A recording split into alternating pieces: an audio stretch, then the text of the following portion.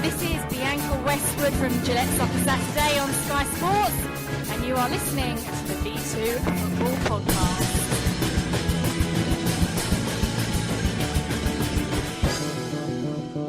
I'm your host this week, Anthony Kendrick, and joining me we've got Nick Davie. Good evening. We've got Shane Lees. Hello. And our guest this week is former Crawley and Brighton defender Sam Rents. Good evening. So you used to play at Crawley and Brighton, now play at Whitehawk, Sam. You played last night in a playoff game. Yeah, we played our playoff semi-final last night against Hove. It was at our home ground last night, and the second leg took their place on Sunday. Unfortunately, not the result we were looking for. We got beat 2-1. However, we do feel like we played well, and for large parts of the game, we did feel like we were the better team. They took their chances better than us in the end, so it sets up nicely for Sunday. A tough game, but one that we're all looking forward to. Just to clarify, this is in the Southern National League, so it's up for promotion up to what was the conference is now the National League. Yeah, from promotion. It's currently in the National South, and then, like you say, it goes to the National League, the old conference. Do you feel confident? Do you feel confident of turning around this deficit in the second leg? Yeah, I think our recent form has been good. We've won 6, drawn 1. Going into the playoffs, we do feel like we played well in the game as well. To be honest, our pitch isn't the greatest at the moment either, so we're hoping that we sort of go to absolute grounds. The pitch will be a lot better, and I think it will suit us a lot more than our home pitch. So yeah, everyone's sort of looking forward to it, and I'm pretty confident we can go there and get a result. All right. Well, good luck for your game on Sunday. I know Nick and Shane have a few questions as well they want to ask. Okay. Yeah, obviously, Sam obviously came from the Brighton youth team. Obviously, under Dean Wilkins, sort of what was that like then, making that transition from playing in the youth team and then playing in the first team? How did that all sort of come about? At Brighton? Yeah, Brighton, mate. Yeah, so it was like 2007, wasn't it? If my memory's correct, or 2006. Yeah. No, it was obviously going from the youth team up to the first team with the same manager.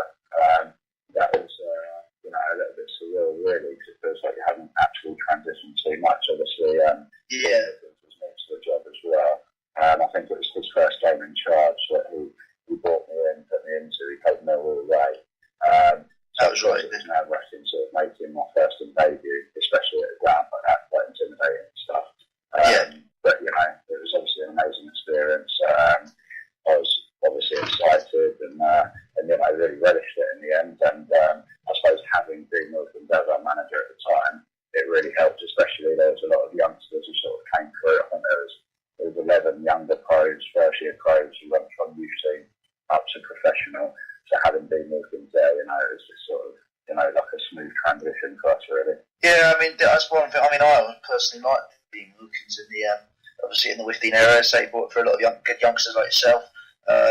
And generally, the football was pretty good. Obviously, he had that really good season when we missed out on the in the playoffs. I know, obviously, watching like DVDs back 15 years, I think it was obvious the reason why it came to an end was because he was more of I think the club sort of thought he was more of a good coach rather than a manager. How do you sort of felt he was a bit hard done by losing his job at the end of that 2007-2008 season? Yeah, a little bit. I think obviously it's always hard, especially coming from youth team manager to first team manager. In some respects you don't actually get the same respect as if you sort of come in as a new manager where you haven't been at the club before.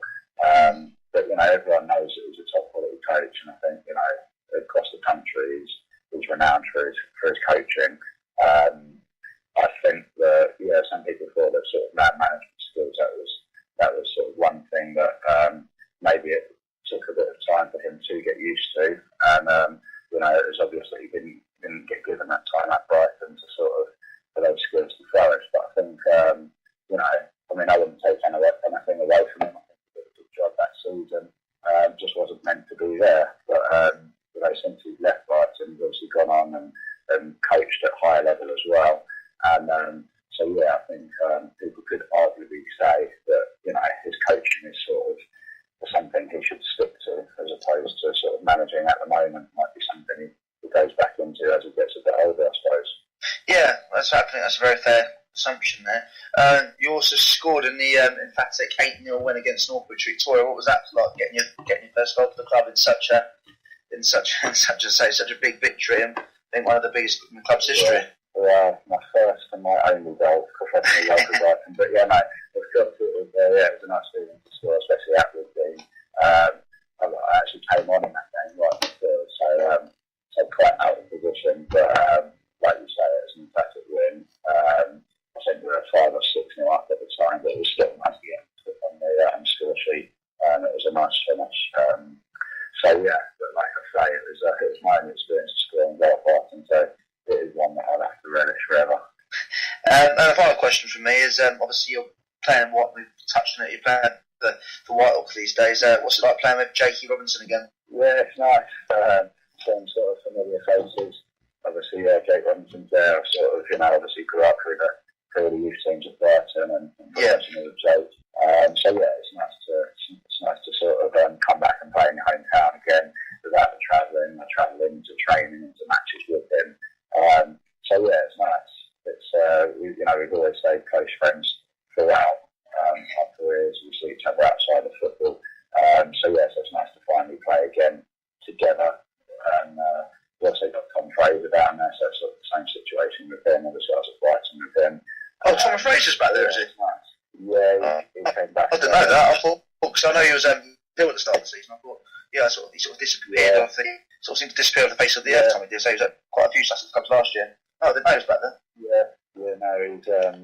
He's been concentrating on his work, which he's got a building company now, so he's doing quite well with that. But we decided we wanted to try and get back into it. I think the owners of Whitehawk obviously know him and eventually sort of come in, and he's quite hot-headed. I think they wanted someone just to come in and give some players a kiss at the backside, and he's certainly done that. And he's just sort of getting back to match fitness. So he's back there as well. So yeah, it's nice to have some familiar faces around. No, that's good. It's good to hear. Well, I'll hand you over to Shane, who I think's got a couple of questions. Okay, Cheers. I've got 2 questions. Now, with Brighton on the cusp of a promotion, that would be the first time that a club in the South East has reached the Premier League. And we all know what I'm talking about when I'm talking about the South East. I'm talking about West Sussex, Kent. And you've been based in the South East for most of your career. So what I'm wondering is, let's say Brighton get promoted. What do you think that could do for football in the South East? Well, I think it will just give it, an all-round boost.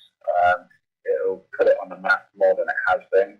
People recognise Brighton as a club that's, really struggled over the last couple of decades, obviously, with financial situation, the ground. They've never had their own training ground. It's always been rented from universities around the Sussex area. So I think it will just show that, with a bit of stability in the club, it's transitioned from a small club on the South Coast. So, the facilities there now, everything's geared up, ready for that club to be a Premier League club, and it should be. I've done a bit of part-time work, actually, delivering some education to the youth team at the new training ground in Lancing. And, everything there, all the staff, everything's geared up to be in the Premier League. And I think when they do get up there, hopefully this season, I think it will just put, this club on the map. And I think a lot more people, they'll start looking at clubs around this area. They'll be watching players and youth teams in this area. I just think it'll bolster young football from grassroots upwards, basically. I think, it's the best thing for the town, for the city. And, I can hang it all being positive. Okay, and my last question is that the traditional South Coast derby used to be Southampton v Portsmouth, but Portsmouth, even if they go up this year, it looks to be a fairly long time until they're back in the Premier League. But we could potentially have Brighton, Southampton and Bournemouth all in the Premier League. My question is, do you think that these 3 clubs can develop a real and intense rivalry on the South Coast? Yeah, definitely. I think there's always going to be fierce rivalries, I think, with any of those, just because you say logistically, they're the closest clubs. I mean, obviously you've got Crystal Palace there, and I still think that would probably be Brighton's most fierce derby, just purely because of the history of the 2 clubs and what's gone on there. But I'm sure with Bournemouth, Southampton especially, being an hour and a half down the road, that there'll definitely be some good derby. What do you make of what's going on at Crawley, Sam? I know you used to play there, so I'm sure you've got a bit of an opinion. Yeah, it's since I left, the owner who came in when I was there, he came in, injected a load of money, and he had the perfect season. We got promoted from the conference into league football. We obviously had the amazing FA Cup run, got to the 5th round at Old Trafford. If anything, he made millions from that season, and it's just a shame. I don't know the ins and outs of sort of what's happened there, but obviously he left a while ago. There's been a massive 4, 5, 6 managers since in that short time in the last few years. And it's just sort of all gone downhill. And like you say, the former season's been so different, and the last couple of months has been shocking. It's hard to sort of put your finger on what's gone wrong there from the outside, but I'm sure a few of the players will have a few stories about what has gone on there, and hopefully, they'll obviously stay up now, but they definitely need to sort it out there and build on it for next season, get some stability back inside the club. Well, they've brought in Dermot Drummy, who's replaced Mark Yates as manager, who used to work at Arsenal and Chelsea, I think, as under 21, as part of their under 21s. And there's also the new owner coming in, as you say, that's Ziya Eren, who works in Turkish football as well. He owns a Turkish side, so it could be really interesting to see how Crawley get on next season. Yeah, it will be. Yeah. All right, well, thanks for joining me tonight. I've been joined by Nick Davie, Shane Lees and Sam Rents. You can follow us on Twitter at V2Football. You can check out our Facebook page, our YouTube page as well. You can also follow Sam Rents on Twitter. I'll put the link in the description. Thanks for joining me. It's good night from me and good night from everyone else. Good night. Thanks a lot. Hello, this is Bianca Westwood from Gillette Soccer Saturday on Sky Sports, and you are listening to the V2 Football Podcast.